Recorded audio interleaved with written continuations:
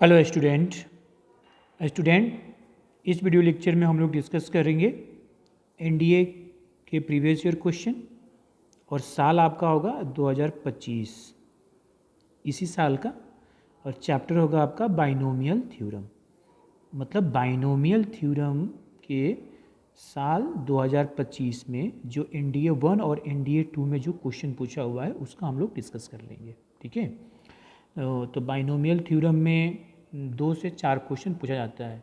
कभी 5 भी पूछ देता है, कभी 2 पूछता है, कभी 3 पूछता है। मतलब आप मान के चलो 2 से लेके 5 तक क्वेश्चन पूछता है। ठीक है, चलिए देखते हैं। जैसे आप देख रहे हैं ये आपका 13 अप्रैल 2025 का क्वेश्चन है, मतलब एनडीए 1 का है।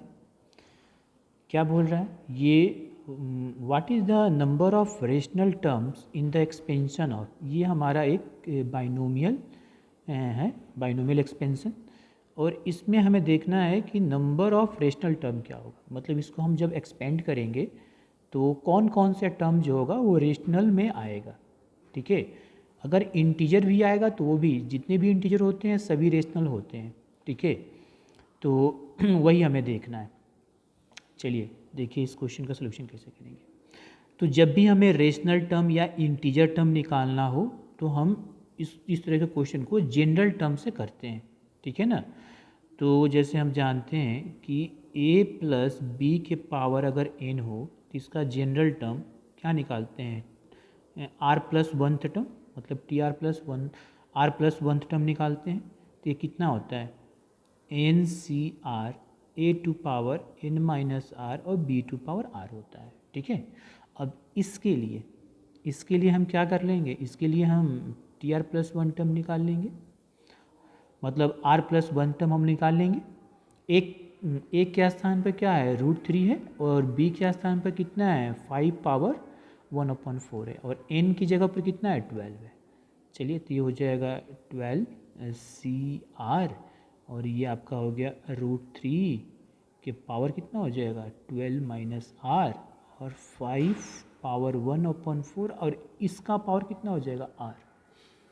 अब ये सॉल्व कर लेते थोड़ा, तो ये हो जाएगा 12 सी आर, रूट हटाएंगे, रूट को पावर में करेंगे तो कितना हो जाएगा, 1/2।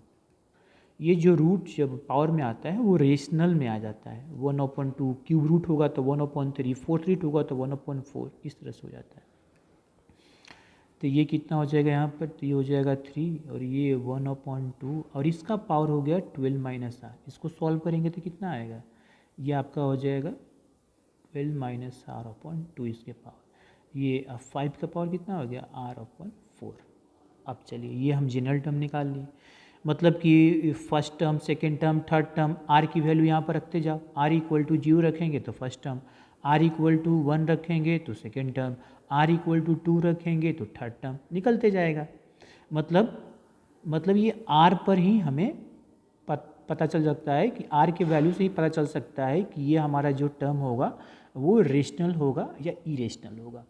अच्छा, ये आपका क्या है जी, बाइनोमियल कोफिशिएंट जो कॉम्बिनेशन में है। तो इसकी जो वैल्यू होती है हमेशा नेचुरल में होता है, नेचुरल नंबर में होता है। अब कोई भी वैल्यू, तो ये NCR की जो वैल्यू होता है ना, ये हमेशा क्या होता है, नेचुरल नंबर में होता है, पॉजिटिव इंटीजर में आएगा। ठीक है, तो इसके लिए तो हमें कोई बात ही नहीं है। अच्छा, अब 3 के पावर, ये देखो 12 माइनस r/2 है, और 5 के पावर r/4 है। अगर पावर पॉजिटिव इंटीजर में हो, ठीक है ना, अगर पावर, इसका पावर अगर पॉजिटिव इंटीजर में हो तो ये टर्म कैसा हो जाएगा हमारा, इंटीजर होगा, मतलब रेशनल नंबर होगा। अगर ये पावर निगेटिव में हो तो इंटीजर ना होकर रेशनल नंबर में आएगा। तो पावर तो यहाँ पर हम निगेटिव होगा नहीं, क्यों नहीं होगा, क्योंकि r की वैल्यू 12 से ज़्यादा होगा नहीं। ठीक है ना, तो निगेटिव नहीं होगा, पॉजिटिव ही होगा।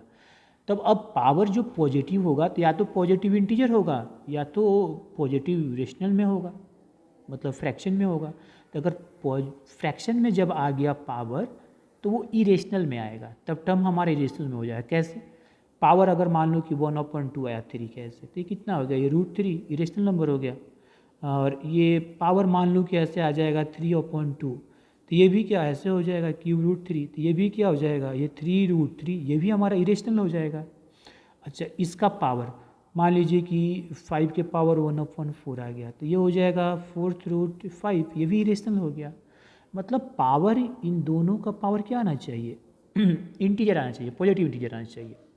ओके, तो कैसे, तो आर की वैल्यू चेंज होने वाली है, तो आर की वैल्यू क्या होगा, तो आर की वैल्यू 2 और 4 के मल्टीपल हो, तो 2 और 4 के मल्टीपल हो तो 2 और 4 का एलसीएम निकाल लेंगे। तो 2 और 4 का एलसीएम क्या होगा, 2 और 4 का एलसीएम होगा 4, 2 और 4 का एलसीएम क्या होगा 4। तो आर की वैल्यू क्या होगा जो 4 के मल्टीपल में हो, तो 4 के मल्टीपल मतलब 0 हो सकता है, 4 हो सकता है, 8 हो सकता है और 12 से ज़्यादा नहीं होगा, यही हो सकता है आर की वैल्यू। ठीक है, इसमें आर की वैल्यू यही रखेंगे, समझ में आई बात है। आर की वैल्यू हमारा कितना होगा 0, 4, 8 और 12। तब 0 रखोगे तो इसकी पावर क्या हो जाएगा इंटीजर आएगा, इसका भी आएगा इसका भी आएगा, तो ये टर्म हमारा इंटीजर में आएगा। आर की वैल्यू 4 रखेंगे तो इसका पावर इंटीजर आएगा, आर की वैल्यू 8 रखेंगे तो दोनों का पावर इंटीजर आएगा, और आर की वैल्यू 12 रखेंगे तो इंटीजर मतलब पॉजिटिव इंटीजर आएगा।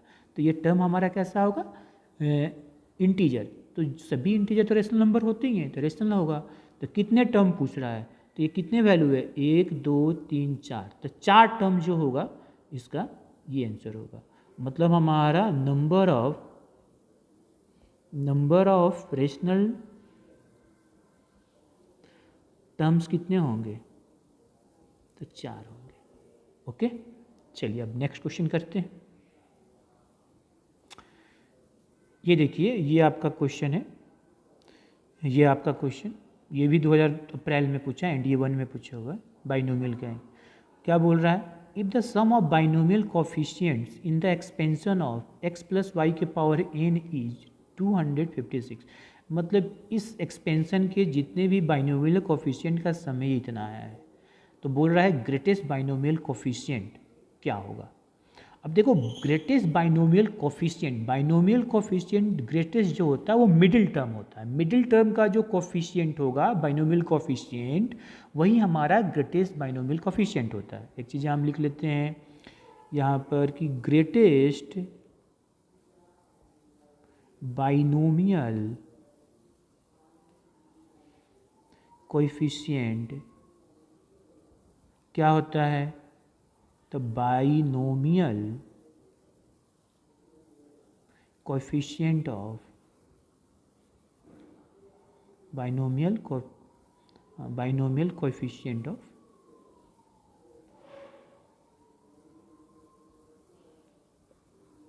Middle term.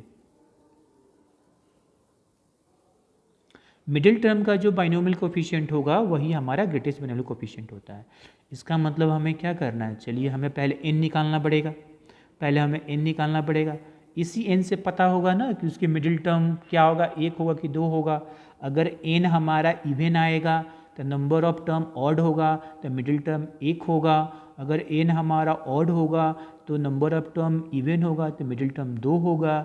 लेकिन दोनों मिडिल का बाइनोमियल कोएफिशिएंट सेम ही होता है, तो पहले n निकालेंगे। तो देखो ये एक्सपेंशन है क्या, ये देखो x प्लस वाई के पावर n का अगर हम एक्सपेंशन निकालें तो कितना आ जाएगा nc0 x के पावर n y के पावर 0 प्लस nc1 x के पावर n-1 और y के पावर 1 प्लस nc2 x के पावर कितना हो गया n-2 और y के पावर कितना हो गया आपका 2 और ये dash dash dash dash ncn x के पावर 0 y के पावर n। अब बाइनोमियल कोएफिशिएंट क्या होता है, ये है, ये है, ये है, ये है। इसका मतलब ये x और y ये पूरा टर्म 1 होना चाहिए, ये पूरा टर्म 1 होना चाहिए। तो 1 कब होगा, x बराबर भी 1 रखते हैं, y बराबर भी 1 रखते हैं। अगर ये 1 हो जाएगा तो 1 के पावर n 1 और ये भी 1, 1 इंटू 1 1 तो यही आएगा। x के पावर कुछ भी रखो 1 ही आएगा। तो यहाँ पर हम पुट कर लेंगे x बराबर 1 एंड y बराबर 1। तो जब हम x बराबर 1 y बराबर 1 पुट करेंगे तो देखो 1 प्लस 1 के पावर n हो गया और ये nc0 plus nc1 plus NC2, ये बाइनोमियल कोफिशिएंट का सम आ गया। अब ये हो गया 2 के power n। Sum of a binomial coefficient कितना दिया है 256, तो ये हो गया आपका 256। अब यहाँ से हम n निकाल लेते तो हो जाएगा 2 के पावर कितना हो गया 8, 256। तो यहाँ से n बराबर कितना आ गया 8, n बराबर कितना आ गया 8 आ गया। मतलब कि इसका पावर, अब मतलब आप समझिए यहाँ पर कि ये देखिए x प्लस वाई के पावर हो गया 8, और क्या बोल रहा है इसका ग्रेटेस्ट बाइनोमियल कोफिशिएंट। तब ग्रेटेस्ट बाइनोमियल कोफिशिएंट क्या होगा, binomial coefficient of middle term. Middle term का जो बाइनोमियल कोफिशिएंट होता है वो ग्रेटेस्ट बाइनोमियल कोफिशिएंट होता है। तो इसका ये देखो ये इवन है, तो इसका नंबर ऑफ टर्म क्या हो जाएगा ऑड, तो इसका मिडिल टर्म एक ही होगा। इसका मिडिल टर्म क्या आएगा, देखो इसका हमारा मिडिल टर्म जो होगा, मिडिल टर्म्स एक ही होगा, वो होता है n/2 + 1। तो n है 8, तो ये कितना 8 टर्म, तो ये कितना हो जाएगा 4, मतलब फिफ्थ टर्म मतलब फिफ्थ टर्म का जो कोफिशिएंट होगा बाइनोमियल कोफिशिएंट, वही हमारा क्या हो जाएगा ग्रेटेस्ट बाइनोमियल कोफिशिएंट होगा। तो इसका आंसर क्या होगा fifth. Okay, fifth term. Okay, next करते हैं। ये देखिए अब NDA 1 में आपका 2 ही क्वेश्चन था बाइनोमियल से। NDA 2 आपका ये देखिए ये NDA 2 है, अभी एग्ज़ाम हुआ है, 14 सितंबर का एग्ज़ाम हुआ है। उसमें ये देखो क्वेश्चन है आपका, ये क्वेश्चन है, ये पूछा हुआ है बाइनोमियल का। Which one of the following is the greatest coefficient. इसमें भी ग्रेटेस्ट कोफिशिएंट पूछ रहा है। अभी जो क्वेश्चन किए थे ये एक्सपेंशन दिया है, मतलब ग्रेटेस्ट कोफिशिएंट क्या होगा, इसका जो मिडिल टर्म का जो कोफिशिएंट होगा वही ग्रेटेस्ट कोफिशिएंट होगा। अब यहाँ पर ग्रेटेस्ट कोफिशिएंट बाइनोमियल नहीं बोला था, वही बाइनोमियल की बात है। दूसरी बात, चलिए इसको हम ऐसे तोड़ते हैं, ये तो फॉर्मूला पर है, इसको तोड़ेंगे तो क्या आएगा, ये आएगा 1 + NC1 x + NC2 x² + NC3 x³ ऐसे प्लस ये प्लस ये जो n यहाँ पर 100 है, सॉरी आप 100 लिख सकते हो,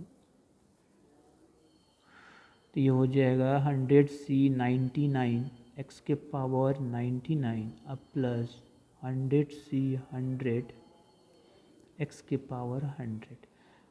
क्या देख रहे हैं यहाँ पर, ये तो कांस्टेंट टर्म है, x की कोफिशिएंट कितना है, ये है, ये कोफिशिएंट है, x² का ये कोफिशिएंट है, मतलब बाइनोमियल कोफिशिएंट बन रहा है। ये देखो x³ का कोफिशिएंट ये है, बाइनोमियल कोफिशिएंट बन रहा है। तो ग्रेटेस्ट बाइनोमियल कोफिशिएंट क्या होगा, इसका जो मिडिल टर्म होगा वही हमारा ग्रेटेस्ट बाइनोमियल कोफिशिएंट होगा।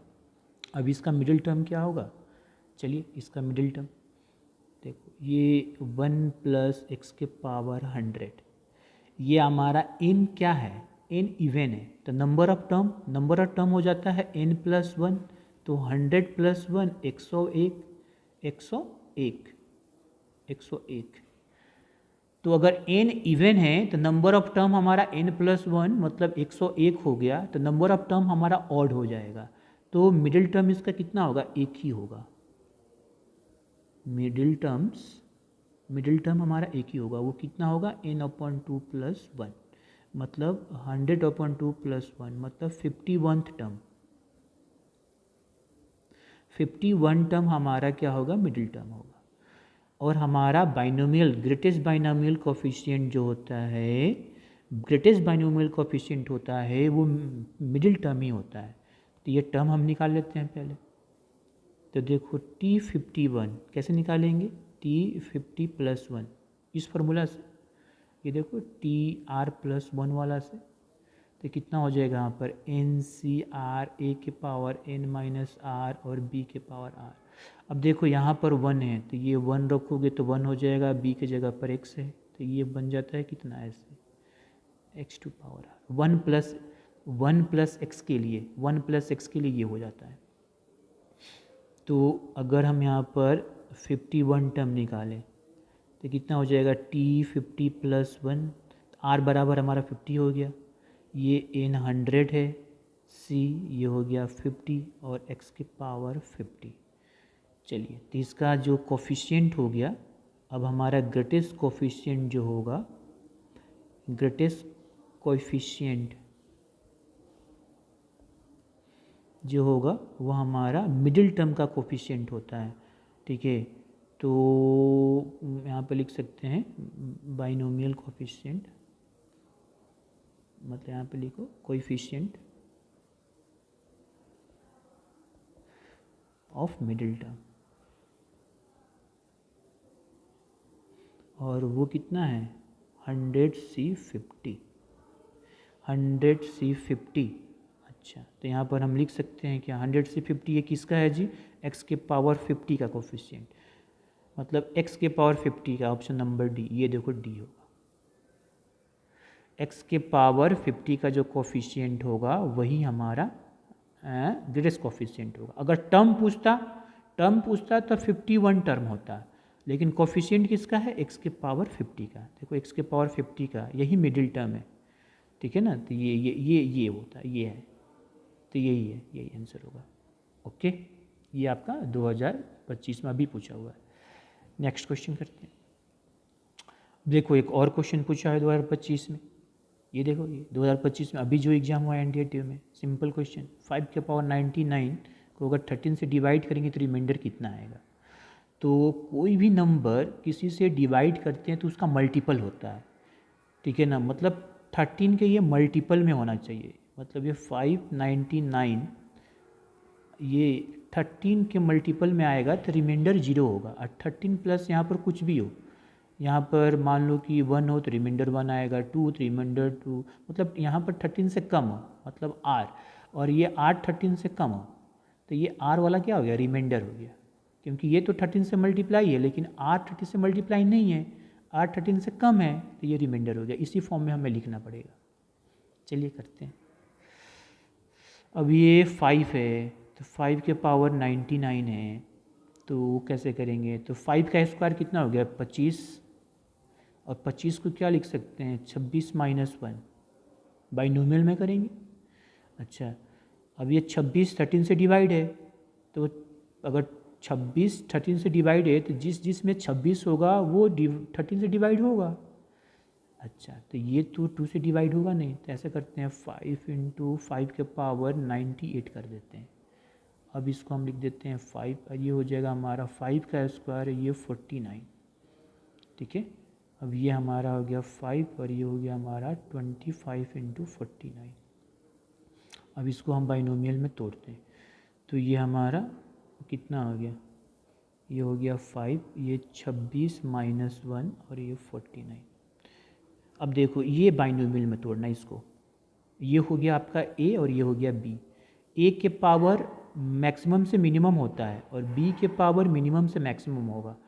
तो ये अगर आप समझने वाली बात ये है कि अगर ये 5 हो गया तो ये देखिए ये होगा आपका कितना 49C0, और ये 26 के पावर कितना होगा, पहले 49 और ये 1 के पावर 0, फिर होता है ये 49C1 26 के पावर 48 और 1 के पावर 1, और ये ऐसे ऐसे करते करते कहाँ जाएगा, ये ऐसे ऐसे करते करते हो जाएगा कितना, प्लस माइनस के साथ जाएगा, प्लस माइनस चलेगा क्योंकि बीच में माइनस है ना। तो ये हो गया आपका 49C48 और ये 26 के पावर 1 और 1 के पावर हो जाएगा 48, ठीक है। और ये प्लस और लास्ट वाला हो जाएगा माइनस 49C49 और ये 26 के पावर 0 और 1 के पावर 49, 0 और ये हो जाएगा 49, ठीक है। तो इसका मतलब अब ध्यान से थोड़ा समझिएगा, यहाँ से लेके ये सेकेंड लास्ट तक सब में 26 है, मतलब ये पूरा टर्म 26 के मल्टीपल में है, तो इसको हम क्या लिख सकते हैं 26 इंटू के। लास्ट वाला टर्म इसको हम लिख सकते हैं क्या 26 इंटू के, और लास्ट वाला टर्म इसकी वैल्यू कितनी होगी, ये देखिए, ये देखो 49C49 की वैल्यू 1, 26 के पावर 0 का वैल्यू 1 और 1 के पावर 49 के 1, तो लास्ट वाला टर्म कितना होगा 1, माइनस में आएगा, माइनस में। आप इसको डायरेक्ट भी कर सकते हैं, माइनस मतलब ये आया, मतलब ये वैल्यू कितना आ गया, ये 5 ये 26K और -1 हो गया। ये 13 से डिवाइड है, इसको हम ऐसे लिख सकते हैं 26 5K और -5। ये हमारा 13 से डिवाइड है, लेकिन ये नहीं डिवाइड होगा। अब रिमाइंडर -5 नहीं आता है, तो क्या करेंगे, किससे डिवाइड किया गया है 13 से, तो उसमें माइनस कर दो। 13 में से 5 माइनस कर दिए, कितना आ गया 8। तो रिमाइंडर हमारा क्या हो जाएगा 8, ये इसका आंसर आएगा।